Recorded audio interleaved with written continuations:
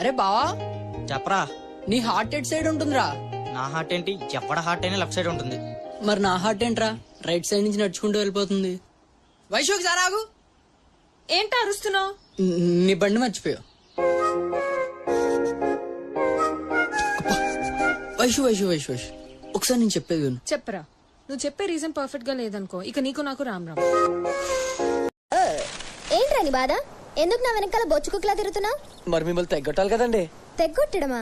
అంటే మీలాంటి ఫిగర్లు అదే అందగతలు మామూలుగా దిగుతారేంటి? మా వంత ప్రయత్నం చేయాలి కదండి. కుర్రోళ్ళని చూస్తే మాలాంటి అమ్మాయిలకి పాసర్ల పుడి బ్లూ అవుట్ అవ్వాలి, అప్పుడే పడతాం. ఎలాగండి? ఎలాగా?